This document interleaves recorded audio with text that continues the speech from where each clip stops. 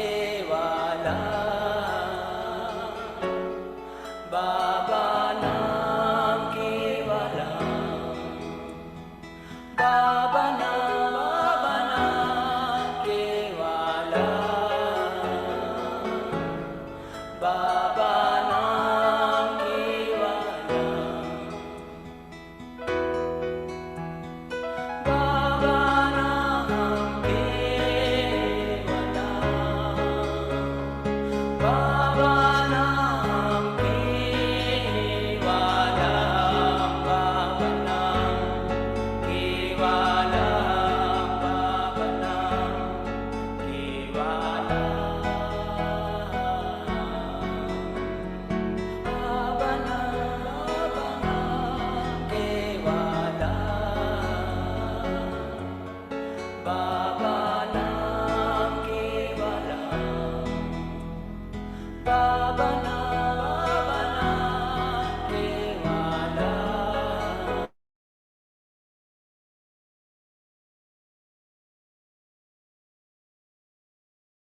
नाम केवाला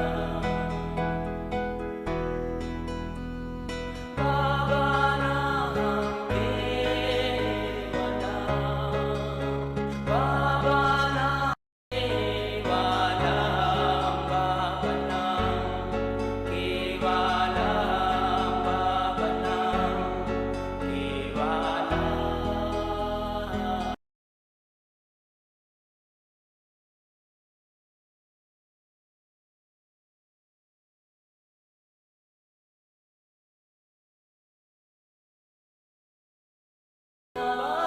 नाम केवाला बाबा नाम केवाला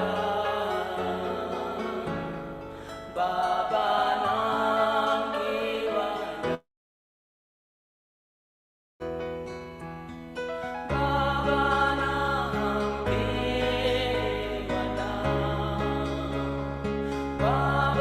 केवाला बाबा नाम केवाला बाबा नाम केवाला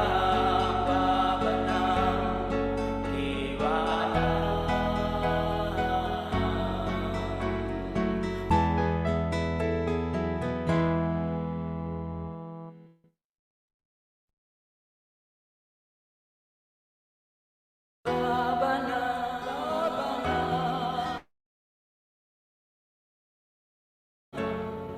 बाबा नाम केवाला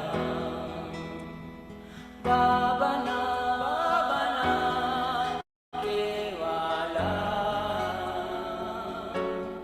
बाबा नाम केवाला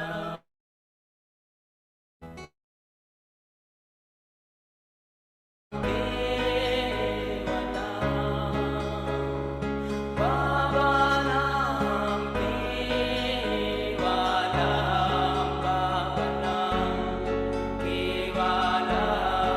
बाबा नाम केवाला बाबा नाम केवाला बाबा नाम केवाला बाबा नाम केवाला बाबा नाम केवाला बाबा नाम केवाला बाबा नाम केवाला बाबा नाम केवाला बाबा नाम केवाला बाबा नाम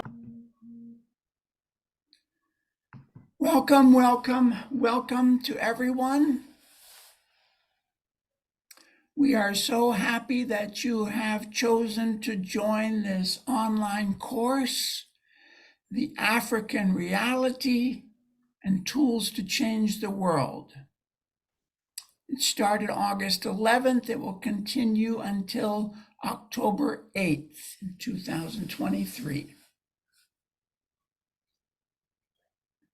There are a total of 28 90-minute classes by 25 esteemed lecturers.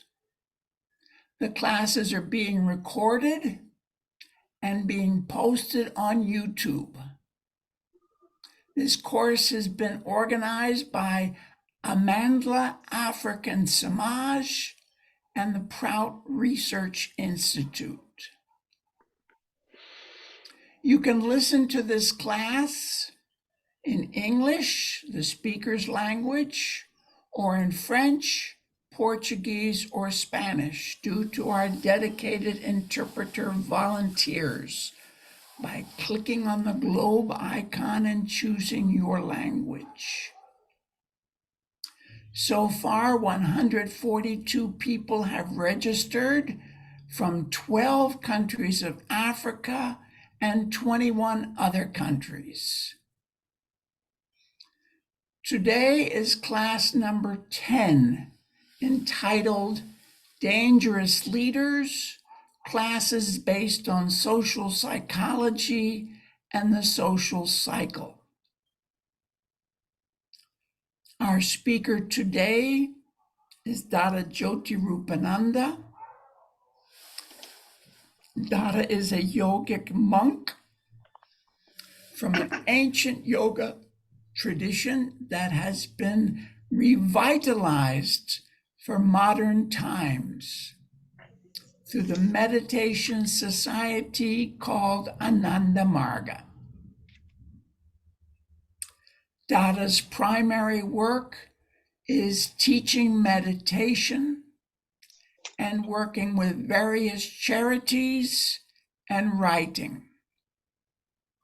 As a yoga and meditation teacher, Dada has lived and traveled in nearly 40 countries.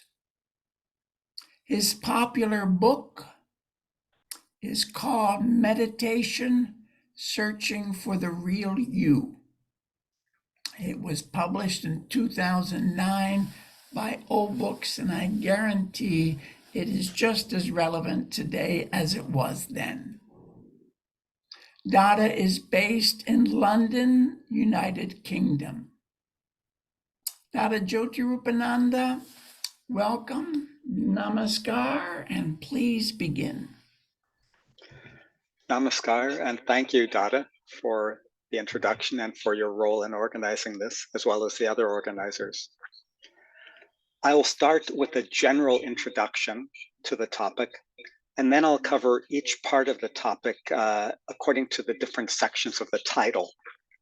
I'll also offer some questions along the way, and we'll have some discussion, of course, at the end, as well as breakout rooms.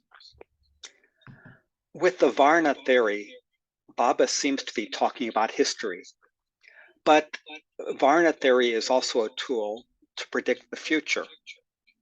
And with wisdom, we can use this theory to shape the future, not just to predict it.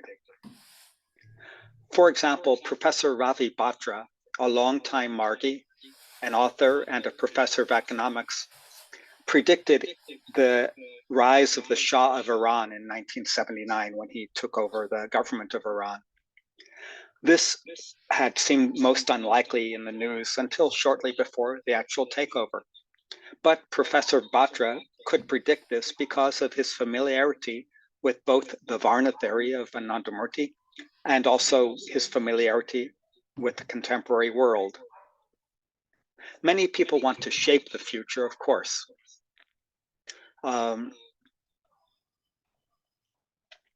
And the question might be, how and why do they want to shape the future? In Africa, recently, we've had 2 takeovers of government, both in Niger and Gabon. The people who led these takeovers apparently want to shape the future of their countries. Do they have in mind the benefit of their people? Or are they thinking only of their own power? Sorry, Time Dada. Yes. Will you please slow down? And also, Okay, thank you. it seems that you have another mic which is open because I'm seeing Oh, two that. gosh. Yes, can you please mute the other one? If not, there is some echo coming. Hmm. I'm I seeing, don't hear the echo. okay. Dada, can you, no, now we don't hear you, Dada. Okay, Gurvati, I just have one Yeah, microphone microphone here. open. Yep. Yeah, Dada, my you're other, sounding fine, okay, Just but slow slow down. down. okay, slow down, yeah.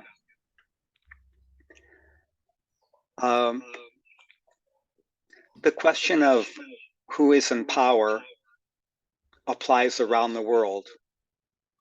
And it Oh, applies, Dada, I know what the problem is. Sorry.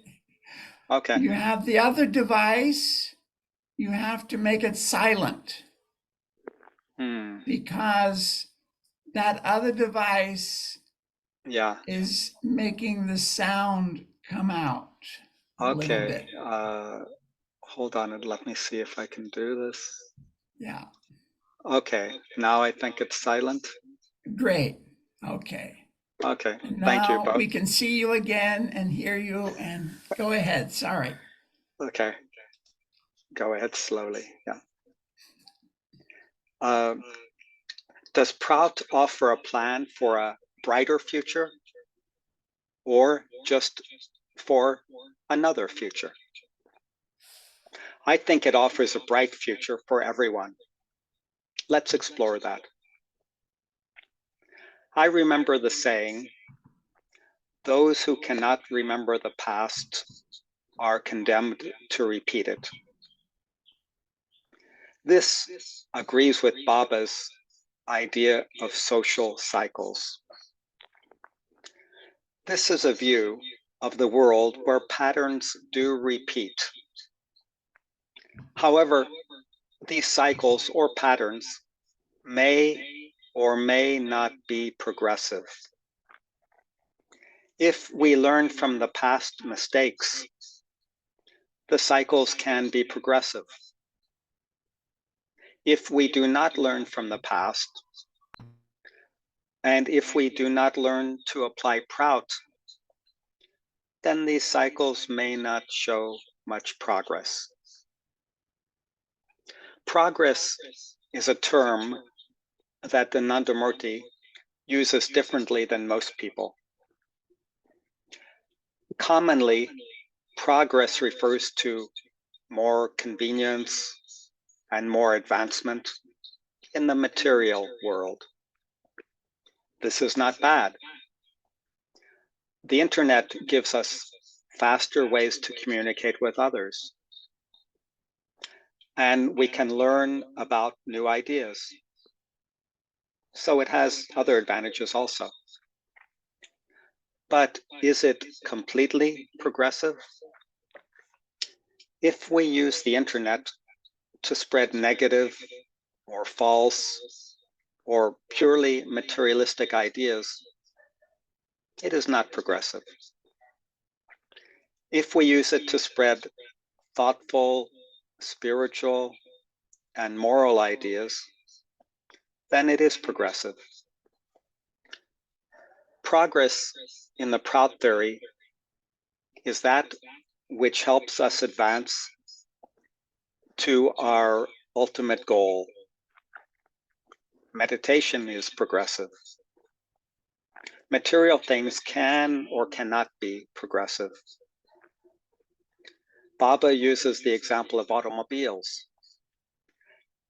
If you use the automobile to go faster to your destination, and if you then use that time that you save for spiritual or educational or cultural purposes and for the collective welfare, then it is progressive. But if you use the time that you save purely for material enjoyment, I think it is not progressive. We must demand benevolent intentions from our leaders. And we should learn how to be good leaders ourselves. Then I feel that we can make real progress. This series concerns Africa, but it may be helpful to briefly look at the whole world. I have lived in Sudan and Egypt, but I do not have much more personal experience in Africa. I see that Africa is not just one social or cultural entity. It is the second largest continent in size and population. And as I see, it has a rich history through culture, through many nations, languages, many ideas that have come. Though I want to generalize for a moment.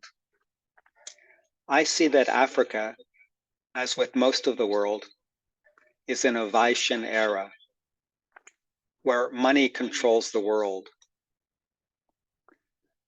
There are probably some areas of the world which are still, or shall I say, which are dominated by Khatriyan or Vipran patterns, but mostly it is Vaishya that dominates. As this title says, social classes are based on psychology more than on money. But as the Vaishyan class is now dominant, those with money have the most power. Perhaps this has always been the case to some degree, but it is more so now.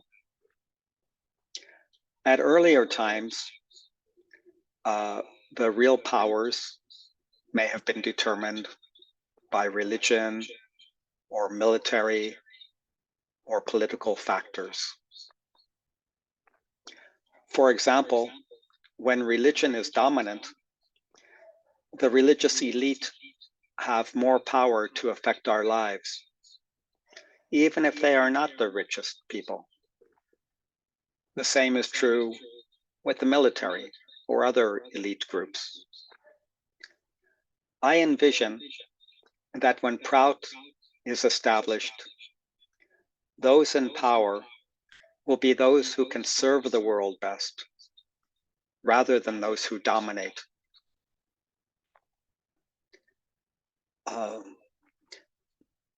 Class is a big factor in the human society. In India, they have a caste system, which you may be familiar with. It relates somewhat to the Prout Varna system, but there are some clear differences. For example, a class or a caste may be clearly defined, I think. You are in this caste or that class. You can live here, you can study there. This is clear. But the Varna system, I feel, is not always so clear-cut. For example, we think of Vaishyans as being the richest people. But not every Vaishyan has a lot of money. And some people who are more Khatriyan or more Vipran or even Shudra, they may be wealthy. Thus, though you are rich, your mentality may not be Vaishyan. So musicians or sports stars, for example, may have a lot of money, but they probably don't know how to use that wealth to control others in the same way that a Vaishyan can do it. Class, of course, relates to discrimination and to privilege. This is often in terms of race or gender or religion. And it's true throughout human history. I feel that if Sadvipras could control the media and the education system, most of these discriminations could disappear in a very short time. But it is always the Varna that is dominant that controls these systems. I've studied and taught about leadership, and I find that most people are not aware of who the real leaders are. In a class, I may ask, who do you think of as possible Sadripras, now or in the past? Some good names will come up. For example, Nelson Mandela. I find, though, that most of the names are those of government or political leaders.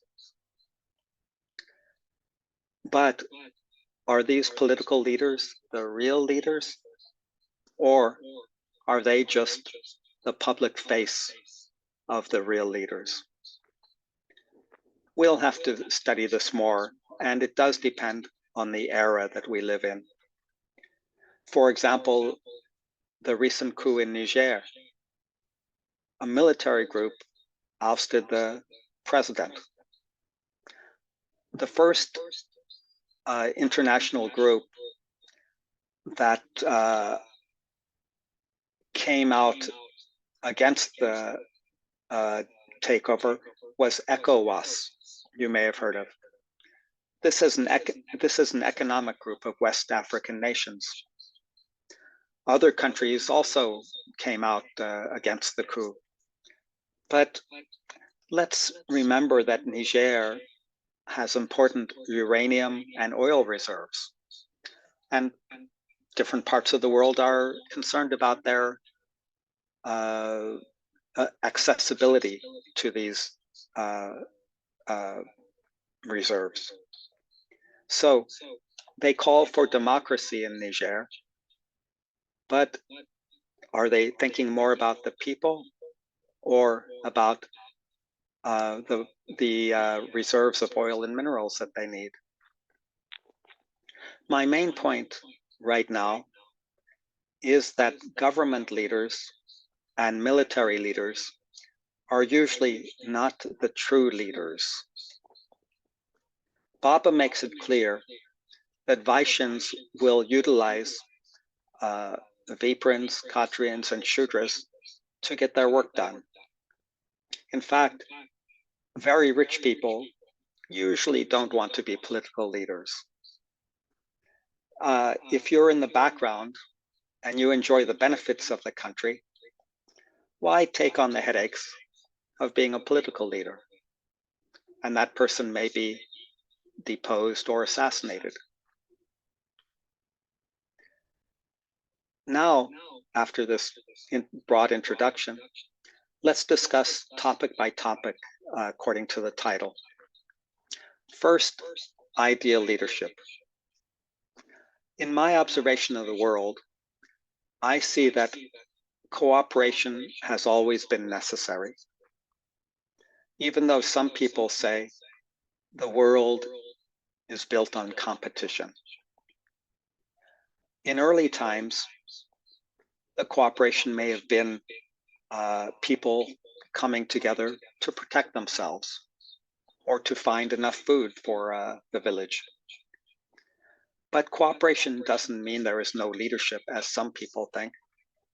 Even in a cooperative system, we need people who can move the project forward, who can make the decisions happen. And this is an example of leadership. Very important now is a quote from Baba. It's from his book, Discourses on Tantra, Volume 2. Here, Baba says, and I quote him, "Perhaps unknowingly, strong leaders have always followed tantric principles." Again, I'll say it.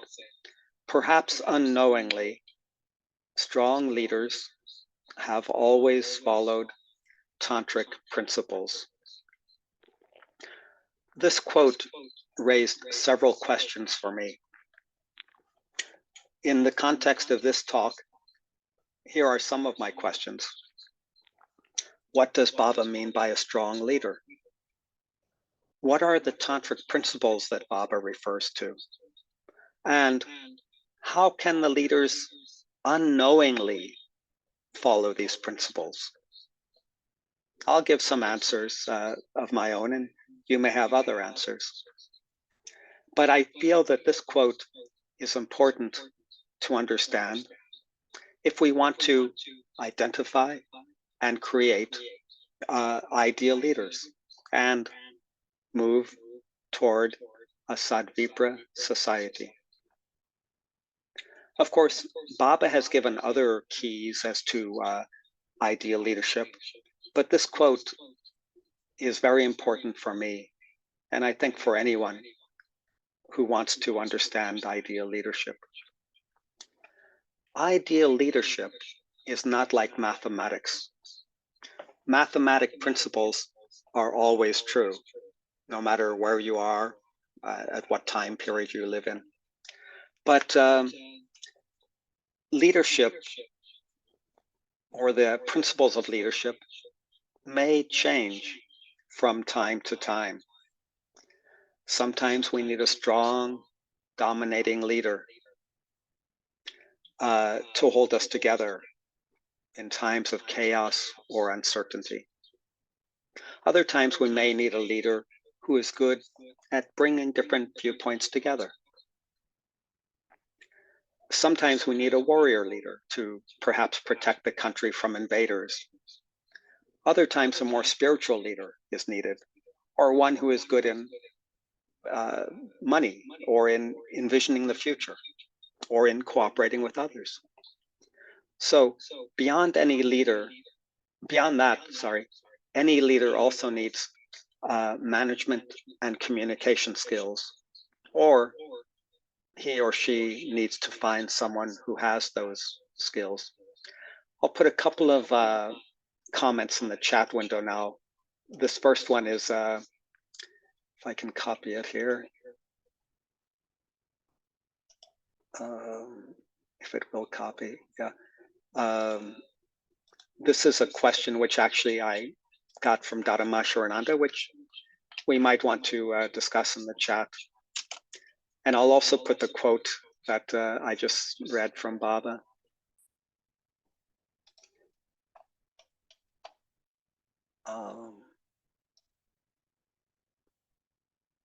Okay, and I'm putting the source of the quote also in this chat.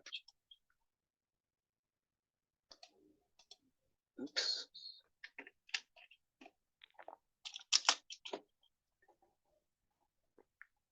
Yeah.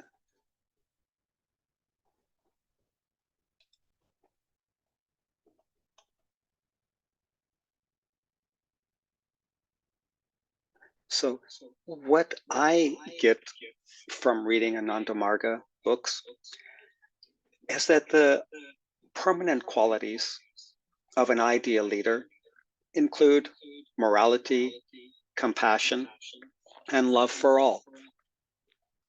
In Prout, we assume that if you have these qualities, and if you are competent, you can be a leader. And you'll probably have the trust of most of the people. As for the questions I just said above, some of my brief answers, not complete, include first, who is a strong leader? One who is not afraid to make hard decisions. And he or she thinks of the benefit of everyone. What are the tantric principles that Baba is talking about? I believe these are mainly Jama and Niyama, but also principles such as courage, vigor, and as I said, compassion. How can people unknowingly follow these principles? That's always been a question in my mind. But I think that there are some people who have a natural sense of what is Jama and Niyama. And they have a natural sense of compassion, responsibility, and justice. So these are the type of people we like as leaders.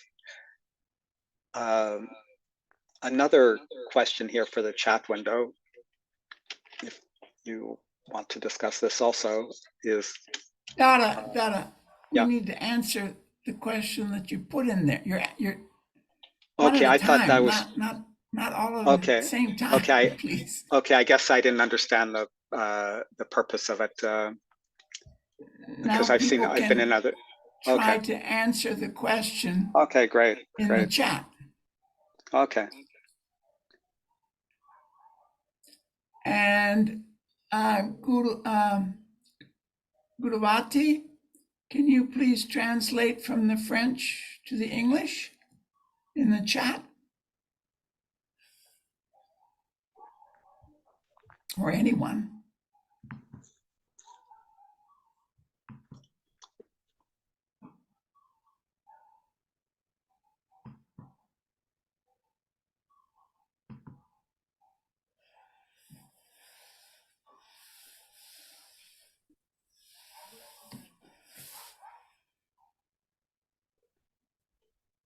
so Maybe I'll just wait for Vikashini, you people. can translate the question, or Dada?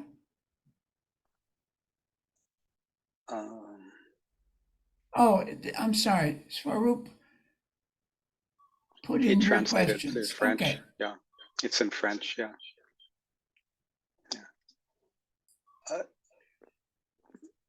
Okay, we can wait a little bit, I guess, for people to respond. Okay. What is the utility of Shudras class in the social cycle or in a society? 2, can we consider the European Union, the African Union, BRICS, etc., as transitional steps toward the establishment of a world government advocated by P.R. Sarkar? I can give some answer, and Dada, you might have some quite good answer also.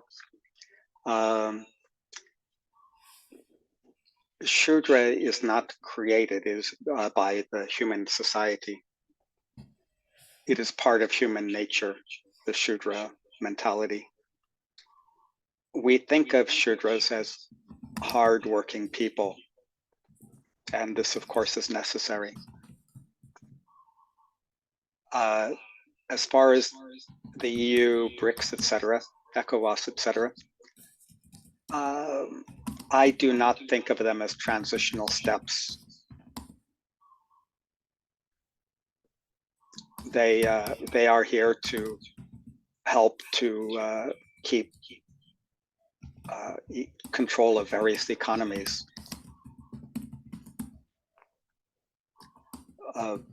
That's a simple answer. I don't know if anyone else has a different answer. They can say something.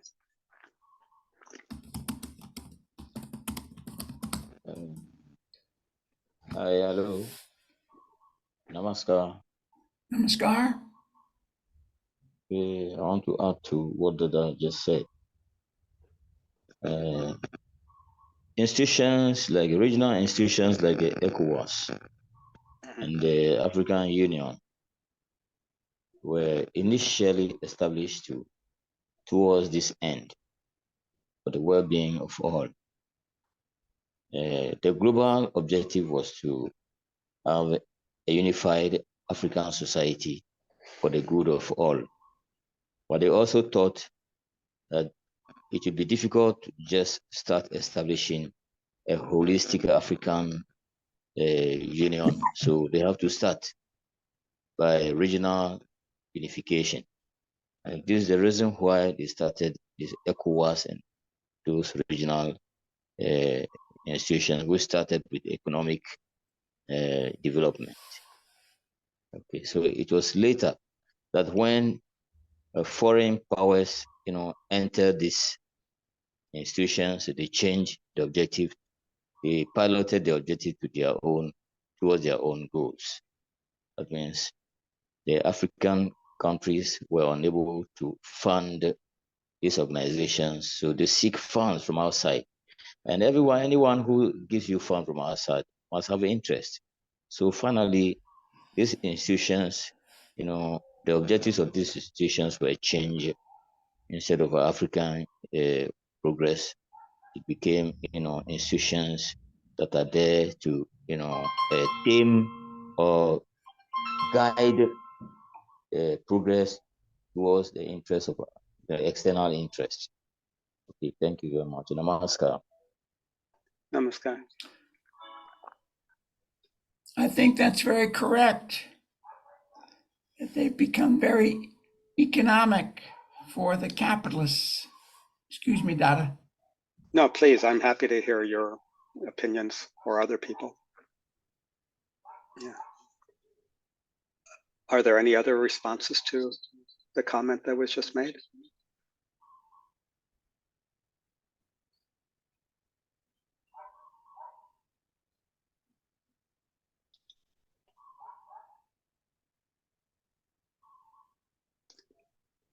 Okay, I'll briefly talk now about the second part of the title, which I see as social reality. Social reality changes from time to time. A true leader must be aware of what is necessary for his or her country or society. And they need to understand what is real rather than what is just put in the media that may or may not be real. An example, Finland has been selected or voted as the happiest country in the world. That is a perceived social reality, not necessarily real. A leader in Finland may say, "Thank you for giving us this honor." But he or she will also remember that Finland has very high rates of alcoholism and suicide. So the reality of Finland being the happiest country is not necessarily real. Social reality, on the one hand, changes often. By this, I mean that problems change frequently from time to time. And with the fast communication we have now, we're more aware of these problems, and maybe we're even causing some of the problems. So in one country, there may be a problem of inflation. In another, there may be political oppression, or there may be natural disasters in another country, or people suffering from religious dogmas or social discrimination, etc. So in that sense, social reality changes a lot from time to time. If we look at the social cycles of Prout, in a way, social reality does not change much. Using Baba's principles, we can identify the part of the social cycle that we are in. An example that comes to my mind. Up to now, we have had very few Satvipras in the world. And I wonder, how have Satvipras in the past, or great leaders in the past, solved the problems in their country, in their area? This can be a point of study. First, we would have to agree on what type of person might have been a Satvipra. And then we can understand perhaps how Satvipras or great leaders can make a difference in the world. Why do governments, one after another, around the world, tolerate discrimination between social groups? We probably all know the phrase, divide and rule. Most of our leaders are not enlightened socially, intellectually, or spiritually, and they may be afraid of losing power. So if they get the support of one group, or if they can divide the groups that might be against them, then it may be easier for them to keep power. This is not a secret. It has happened throughout human history. But what are the real problems in the world today? In one way, given that this is a Vaishan era, we might say that the problems are unequal distribution of wealth and the misuse of the world's resources. Related to that, my sense is that whatever big problems we read about in the newspapers, these are not the real problems. These are more of a distraction so that we don't look into the deeper problems. Another level of social reality is that there are many rapid changes in the world, as I said. And I feel that this may disorient us or confuse us away from our deeper values or from our spiritual traditions. This is not always bad, since some traditions are not neo-humanistic at all.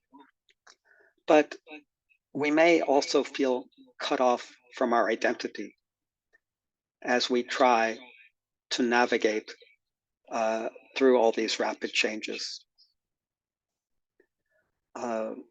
So with all the knowledge we have to balance that with our deeper values. And we need to understand where is our society according to Varnas, according to politics, economics, etc. And this leads to the next part, dangerous leaders. How do we define a dangerous leader? I recall an old saying, one man's food is another man's poison. This is true for leadership as for anything else. If a close friend of yours is killed by the government because he's a traitor, you, of course, are probably angry, and you may feel, yes, he or she was standing up for what is right.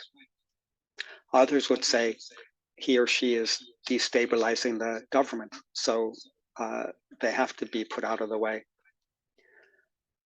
The person who theoretically killed your friend, your colleague, is he a dangerous leader or is she a dangerous leader? It's so hard to tell. In the popular media, dangerous leaders seem to be those who murder or invade or who are dictators. Perhaps, unfortunately, they want to eliminate a particular ethnic or religious group. So, again, which side are you on? For some people, that person is a dangerous leader. For others, he or she is saving their country. However, as I was indicating before, we need to look behind the scenes to see who the real dangerous leaders are. Economic or business leaders may be seen as dangerous when they exploit natural resources that hurt the environment, or when their workers are underpaid or working in bad conditions. So leaders who do this are poison to some people, but to others, they're giving more economic benefit to our country, they're putting us on the world stage, etc. So it's hard to agree on what a dangerous leader is.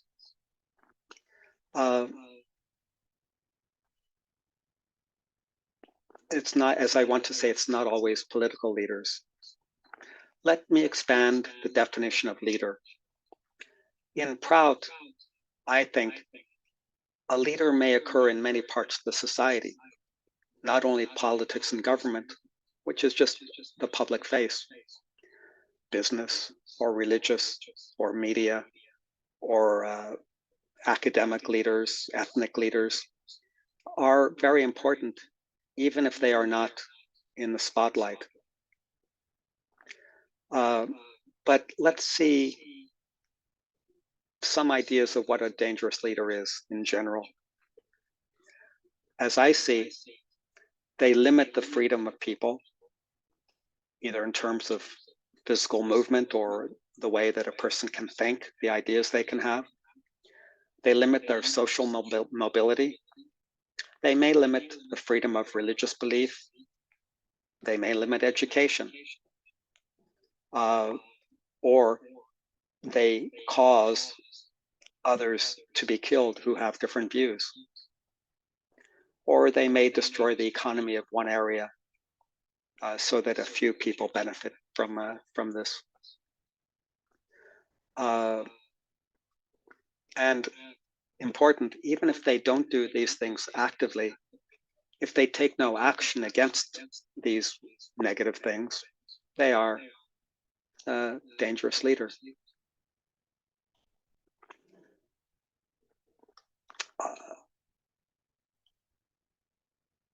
Perhaps in the breakout rooms, we'll talk about this more. For now, the next part is classes based on social psychology. This is a new concept, or at least a newly revised concept. I earlier mentioned India a little bit, the original home of Ananda Marga. The caste system there is very old, and it divides people very strictly into one caste or another. And until fairly recently, it was hard for people to move from one caste to another if they were born into a certain place. The Varna system, which is an important part of social psychology, has 4 psychological types. I think we're all familiar with these 4 Varnas. I think Dada put something on the screen, but briefly, the laboring class, the warrior class, the intellectual class, and the business or entrepreneur class. This brief description refers to the logical occupations of these 4 Varnas, that is, to the social aspect of each Varna. But occupations don't always fit into precise social psychological definitions.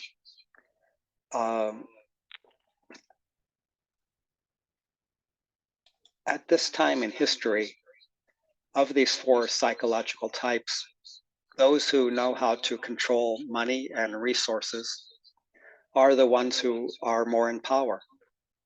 But in earlier times, depending on where you lived, it would have been the military leaders or the religious leaders who had these privileges, or actually the political leaders also. Perhaps even at some points, the intellectual or scholastic leaders had the real power.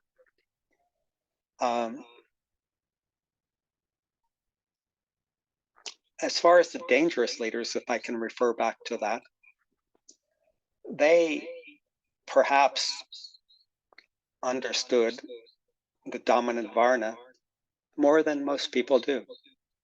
And they could play on that to keep their power, to make their power. By understanding who the real leaders are, we can identify who is really impacting the society rather than what we read in the newspapers. Will there always be classes in human society? I think so. But as Prout and neo-humanistic ideas become popular and respected, there will be little or no exploitation of one class by the other.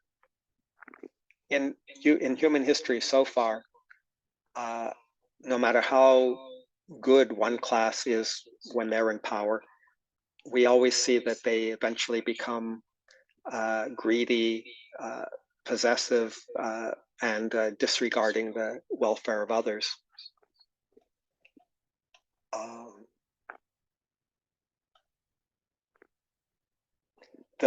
as we know from what Baba says and from observation in the world,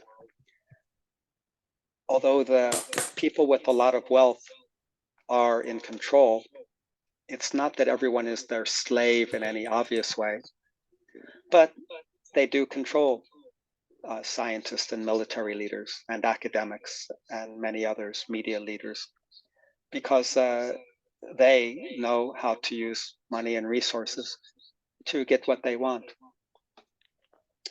So there will always be classes, but I do feel that in the future, they won't be repressive as they always have been so far.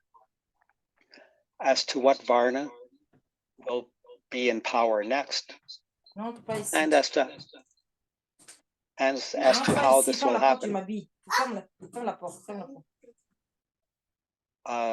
we again need to study Prout so we can understand where we are locally in the world, according whether it's in one or another country, one or another continent, and who is really in control in our country. Then we can start to predict the future leaders. History and the social cycle is the next part. Again, the quote, "Those who forget the past are condemned to repeat it." What have we learned from the past? How do we learn from the past? In Europe, after World War I, the German nation was penalized very badly. The so-called winners thought this would keep them under control, but it laid the groundwork for much anger in that country, and it directly led to World War II. The winners did not learn from their mistakes. After World War II, they treated Germany much better, and there has been no World War III in Europe. The other parts of the world probably have had quite serious wars. The Republic of South Africa is similar. When the ANC took over with Nelson Mandela as president, he chose not to seek revenge. And thus the country probably survived much better. I'm sure we can think of more examples of learning or not learning from history. What modern thinkers and governments don't understand is the role of the social cycle in human history up to the present. Obviously, the Vaishyan era is dominant now. And if we want to understand the real problems, I would say don't look at what the politicians are arguing about, but look somehow, as I said, behind the headlines.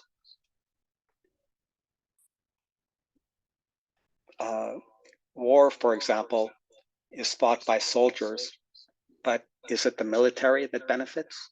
Or is it manufacturers, bankers, etc., who really benefit?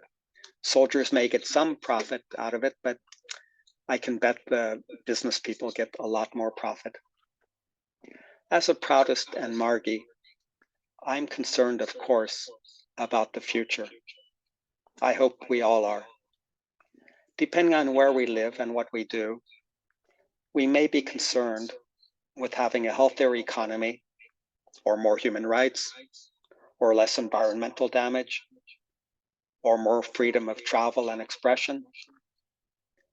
I see two broad answers to all the problems that we need to overcome. Broad answers. Which should not be just reading and writing, but also understanding values and morality and history. Another answer is a better distribution of wealth. Baba has given various answers to some of these things. One point that Baba said is that manufactured goods should be taxed at the point of production. So if your country produces a lot of gold and you sell it cheaply to some big companies, they should pay taxes to your country, not taxes at the point of final sale. That would certainly help countries that are now poor to have a better income. Another answer Baba gives is to limit income. This will be difficult to implement. In fact, all of Baba's answers will be difficult to implement unless we are educated to understand what we are up against.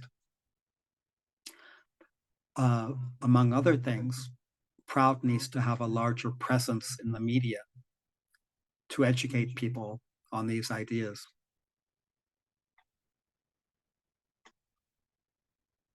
A broad question over what I've covered so far, and I'll ask this to be a breakout question, a breakout room question. I'll write it down in the chat window. How do we develop strong leaders who are moral? The next part, and then we'll stop soon for breakout rooms and Q&A. Shudra revolution and a new cycle begins. Shudras are not necessarily those with working class jobs. And if the Shudras take over a country, an area, a continent, it will be for a short time because they don't have the capacity to really lead. But one's job is not always defined by the Varna by your main Varna. It's not always defined by your main Varna. Back in the 1980s, I had a friend named Elaine. She was a combination of a classical pianist, a lawyer, and a professional photographer. What did she do to make a living? She was a taxi driver. So her job did not indicate her Varna. I've also seen people who have maybe high-powered jobs in finance or in academics also, but in their personal life, they don't think about the future. They get caught up in easy pleasures and easy answers to any problem. So their jobs are of one Varna, but their mentality is from a, shall we say, a Shudra Varna.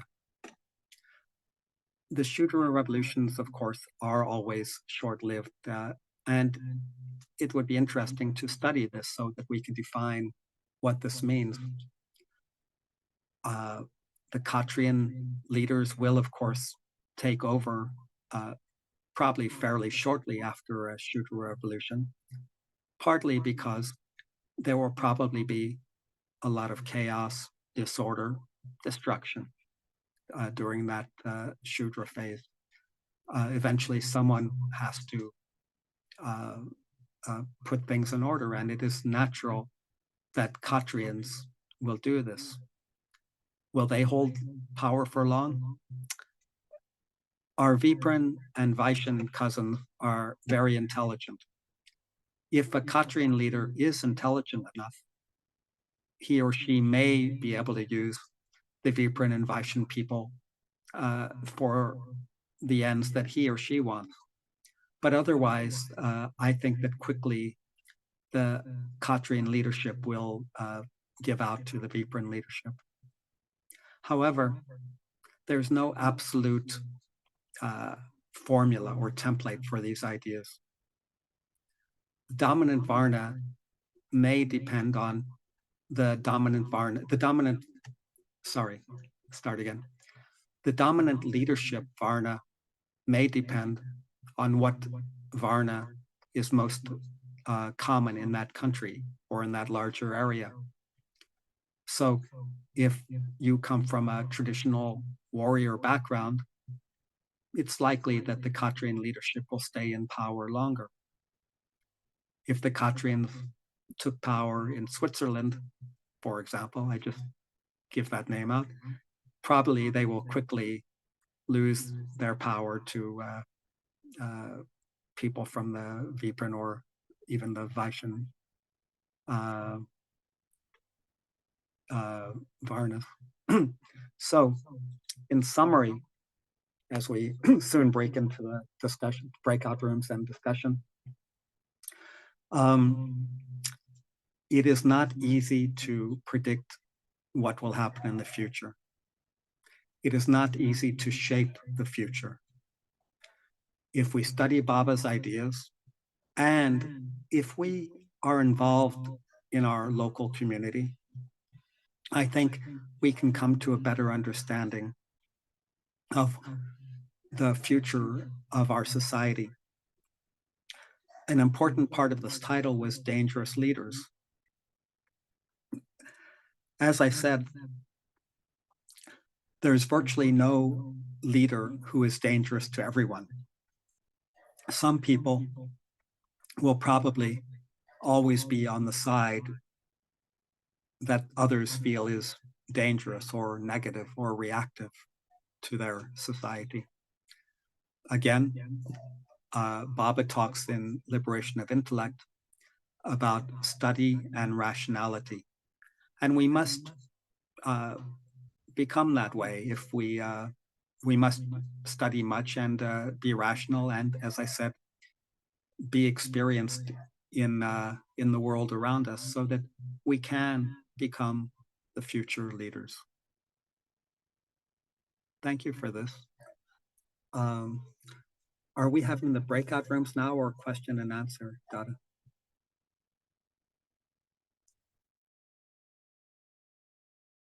So is this the time for questions from our participants? Well, first you should read your answer to the question and any other comments in the chat. Can you read them out loud, Dada? Well, there's, you mean the two questions that I asked?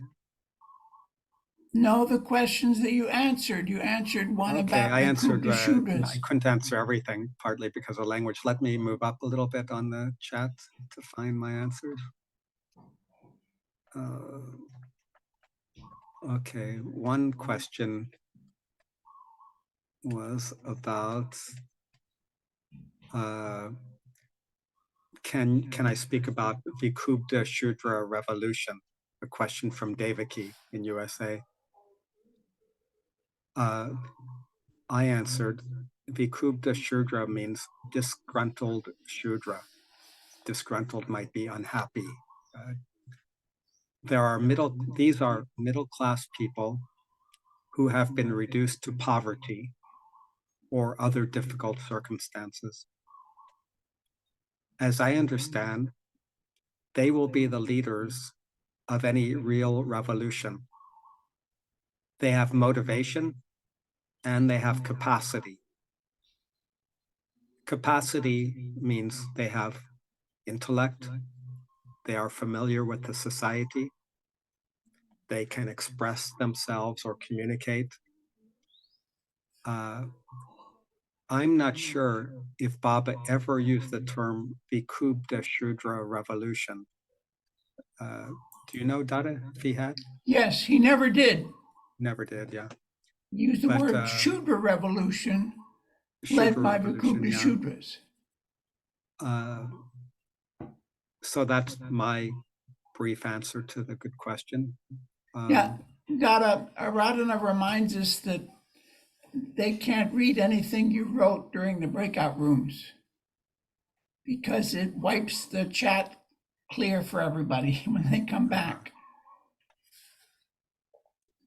So they depend on you to read it. Okay, I didn't understand that. Okay, yeah. Well, anyway, what I wrote is just what I said, word by word. Exactly. So did you write anything else? Or is there any other comment that you can read?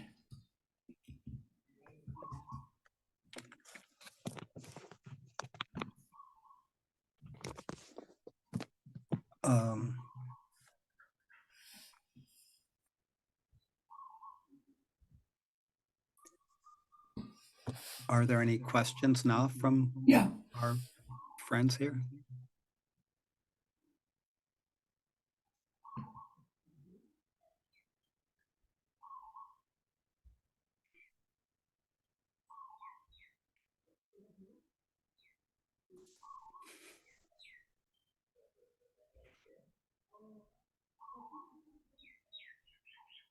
Japa wrote in response to the question about the impact of the workers on the cycles of civilization. The Shudras are able to sustain their individual humanity under the most barbaric of circumstances. Thereby, they're the ground of civilizations. Other Varnas will more quickly respond with violence or in-kind oppression. Revolution against capitalism may be defined as the workers taking back the benefits of their own humanity. Under capitalism, it is the humanity of the oppressed or the workers that makes possible the profit and pleasure of the oppressors.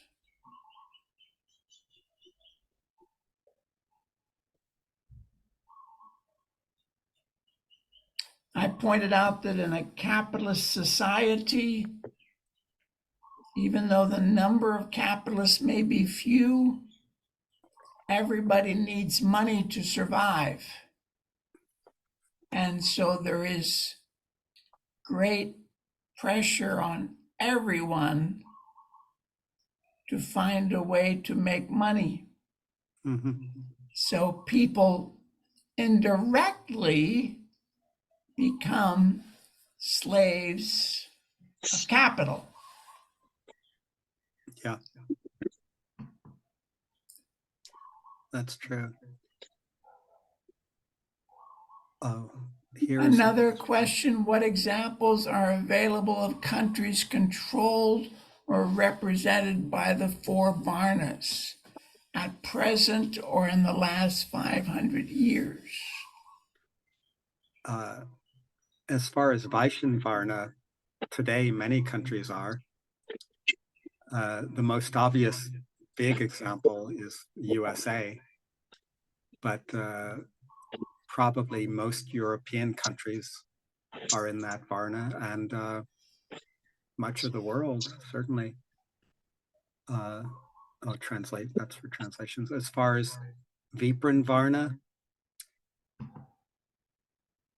I have read about a number of countries in Europe in the past where religion was very strong.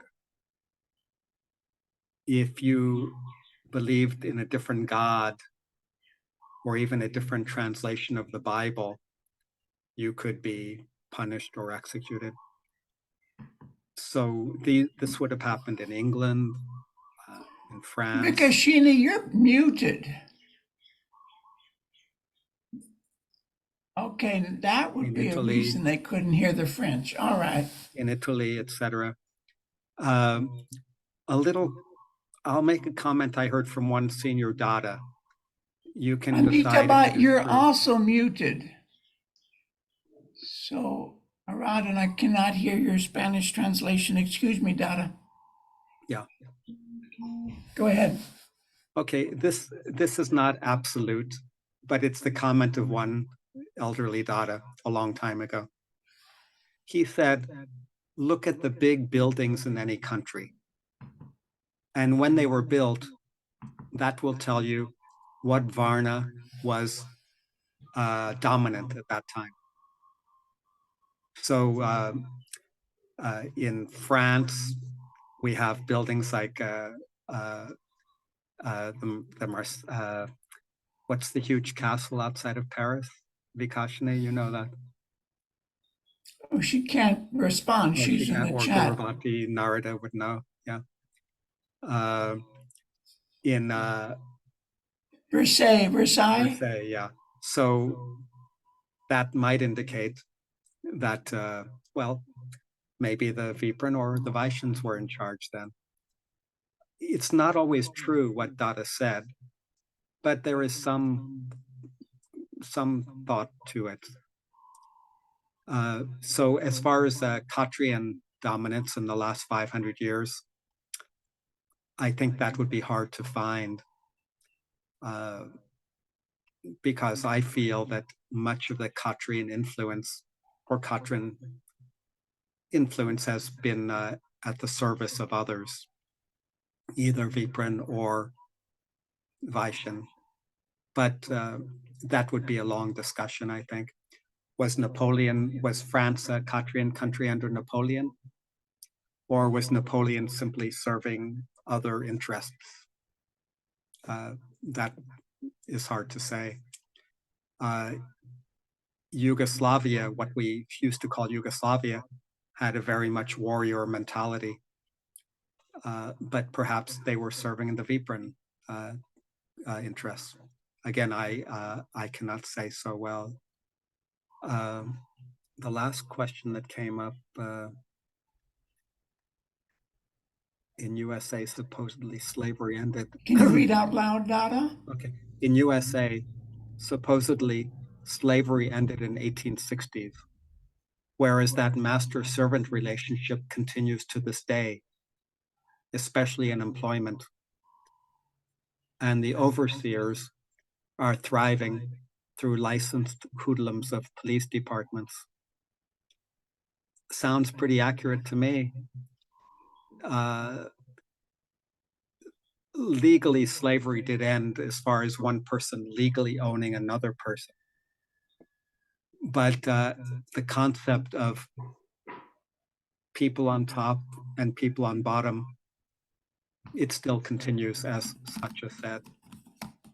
It takes a different form. And sometimes the form changes just so the people in power can fool others into thinking that now things are okay. But it's just a different form of power. I hope that it helps you, Satya, that answer. One thing related to, if I can add something to what Satya said,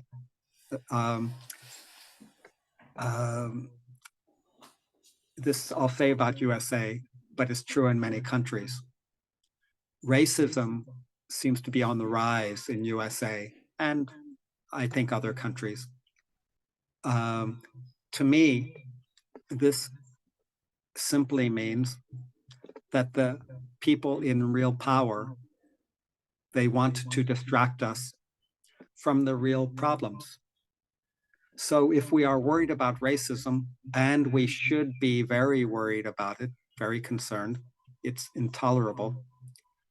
It is a distraction from the money going into a few hands.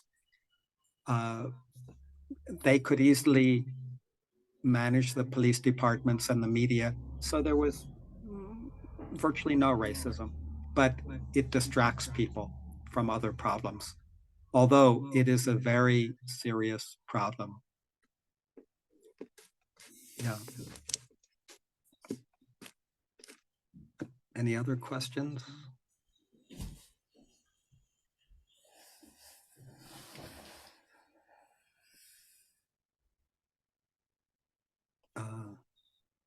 Viprins, Aradhana is asking, Vipras are represented by religious power. Yeah, Vipra, religious power would be a Vipran pattern, a Vipran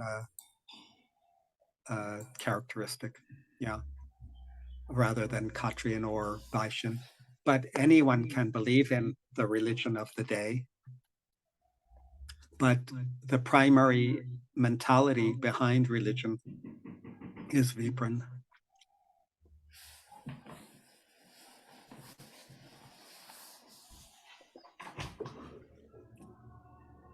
Yeah, and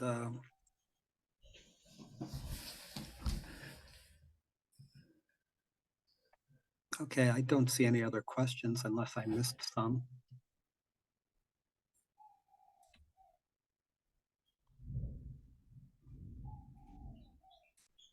But think about who is really in power in your country or your area where you live. And if you want to work with Prout through whatever channel, to make some changes, yeah, think about what do the people really need that they don't have. And as I said, evaluate who is really in power so you know what steps to take against that to move forward. Prout and Anandamarga is always about moving forward. We do not want to forget the past, but we do not want to live in the past. Yeah.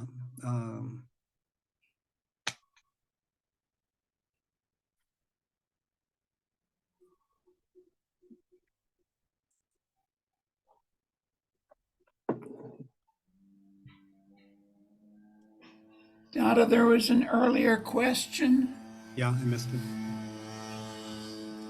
about whether the European Union, the African Union, BRICS are transitionals toward the establishment of a world government advocated by Baba. Yeah, I think, was it Narada who responded to that?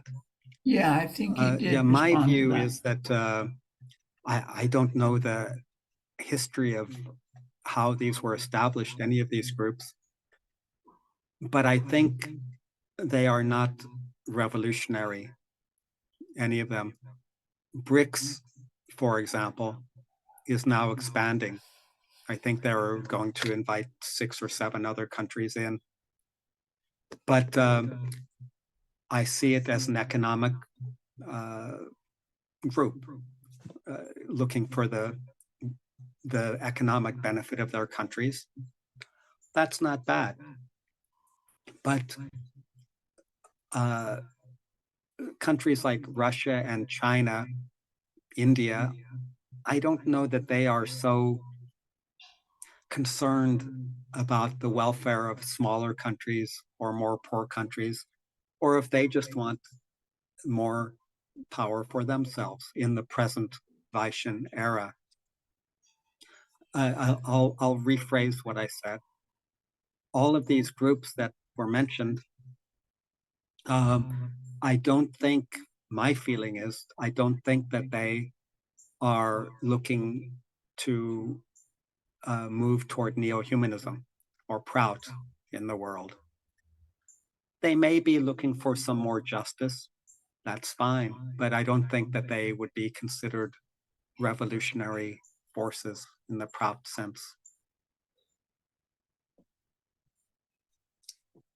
Dada, one thing that I realize is that, for example, in a capitalist society, there are only a few capitalists. And all the other classes exist almost separate from one another. If you go to the university of any country, everybody in the university's intellectual. Mm-hmm. That's what they live on. That's what they breathe. If you join the military or the police of any country, you'll get very good training to become a warrior. They're very good at it. They make everyone with a warrior mentality. Mm-hmm. But they don't control the society. No. And because a capitalist society, money controls everything, all the teachers and academics and all the military people, they have to get a job to make enough money to support their family. Mm-hmm. So you have to, a warrior, for example, has to fight for the government, for the president. Otherwise, he'll be jobless and broke and desperate. Right. And any teacher has to teach in a way that is not revolutionary, otherwise they'll lose their job and again suffer from poverty. So these are this is how it makes everybody shudras. It makes everybody workers for money. Vikupta Shudras, as was said. Yeah. Yeah. Yeah. So a question which could take a long time to answer is how do we move the society ahead? I mentioned one way is media, letting people know some truth, but also, as Dada quite nicely said, people need jobs, they need money for their families. Proud also needs to work on economic channels, establishing more cooperatives, for example. And giving, I think also education, as I said, is important. But I'm not an expert on how to make cooperatives or jobs. I know something about it. But that is important for a proud revolution that people, or for proud progress. It's important that we help people to have jobs which are not relying on pleasing the modern slave master, to requote Satya. And that's a hard one. I think a group like this worldwide can share ideas, but if Narada has an idea in southern France on how to make a cooperative, it may be something different than what someone needs in Burkina Faso or Congo or India or USA, etc. So we need to share ideas, but we also need to really understand the local economy, the local situation that you live in. Baba, as Dada Dineshananda and Dada Maheshwarananda know, in RDS, Baba often talked about what is your local conditions. Even he would ask about the table water in some areas. Of course, Baba is universal, but to establish a Satvipra Samaj, we have to know our local situation, among other things. He asked about the agriculture products. He asked about the rivers. He asked about the and so many questions about the geography. Go ahead, Dada. Acharyas need to know the local area, but it's, of course, we move around. We may not know the language so well. So we rely on the Margis and other people to help us understand the local social, economic, political, demographic situation, etc.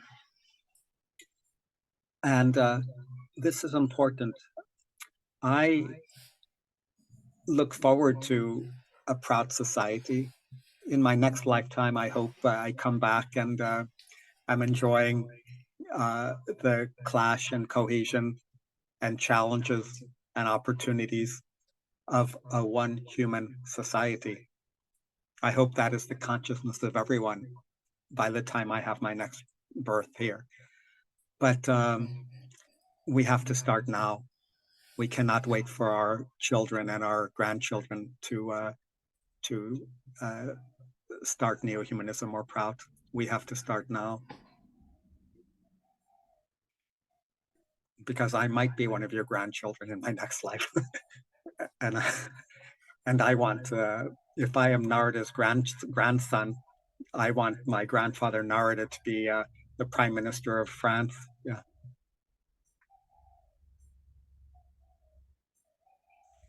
I do too. Or else I want Gauravati or Vikashini to be the Prime Minister of France. Yeah.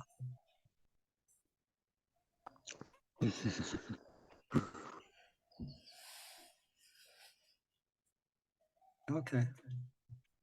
Any other questions people have?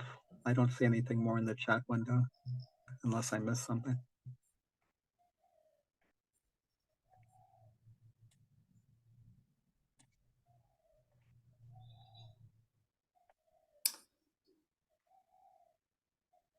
I have put in the chat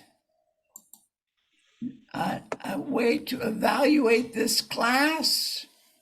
And also, you can find on YouTube the recordings of the previous classes in English and French and Portuguese and Spanish.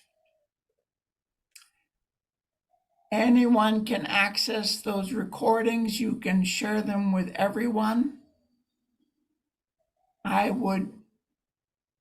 It takes a few days for our hardworking volunteer to get the recordings up on YouTube to edit them. But after a few days, you can see this class too. Okay. Thank And you very much, Dada. Yeah, I thank all of the organizers. I know it's hard to organize something like this. And I know the interpreters. I've gone through a lot. Very hard.